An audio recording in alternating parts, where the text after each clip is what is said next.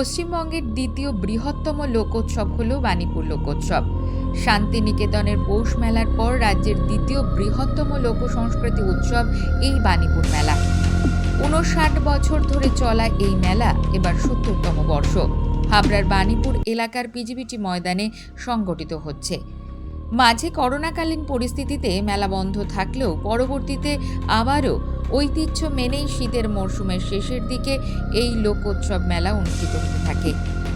তবে গত ২ বছর ধরে মেলা কমিটির তরফ থেকে সিদ্ধান্ত নেওয়া হয় ছাত্রছাত্রীদের পরীক্ষা সহ নানা কারণে মেলা এগিয়ে নিয়ে আসার। আর সেই মতোই এবারও অতীত থেকে চলে আসা ফেব্রুয়ারি মাসের বদলে নতুন বছর শুরুর আগেই অর্থাৎ ডিসেম্বর ২০২৫-এর শেষ সপ্তাহে শুরু হচ্ছে সুবিশাল লোকোৎসব মেলা। ঐতিহ্য মেনে এবারও প্রায় ১৪০০ স্টল নিয়ে হচ্ছে এই বাণীপুর মেলা। এখন তাই চলছে শেষ মুহূর্তের প্রস্তুতি।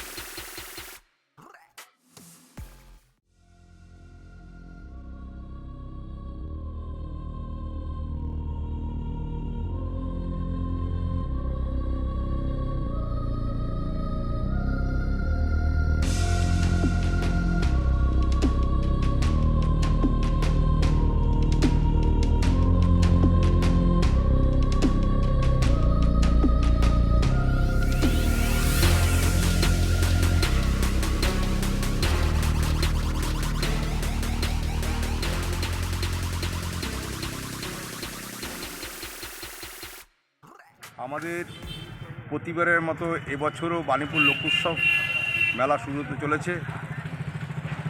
২৭ তারিখ থেকে আমাদের এই মেলা উদ্বোধন।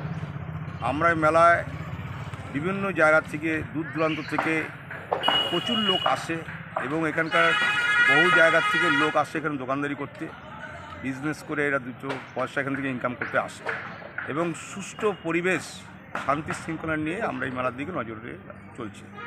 আমাদের এই মেলায় প্রশাসনের একটা বড় ভূমিকা, তাদের হাত ধরে আমাদের মেলাটাকে সত্যি সুন্দর জায়গা, তাদের পরামর্শ নিয়ে আমরা এই মেলাটাকে করি এবং আমাদের এই মেলায় যে কমিটি আছে, আমাদের হাবড়ার নেতৃত্ব মহলে আমাদের যারা আছেন সবাই মেলার দিকে নজর। এই মেলায় আমরা সত্যি খুব আনন্দের মধ্যেই চলছি। কদিনের মেলা হচ্ছে বছর? আমাদের ৯ দিনের মেলা, মানে শনিবার থেকে আরম্ভ, দুটো রোববার পাওয়া যাচ্ছে। হ্যাঁ, দুটো রোববার পাওয়া যাচ্ছে। মেলা এখন প্রস্তুতির কাজ চলছে।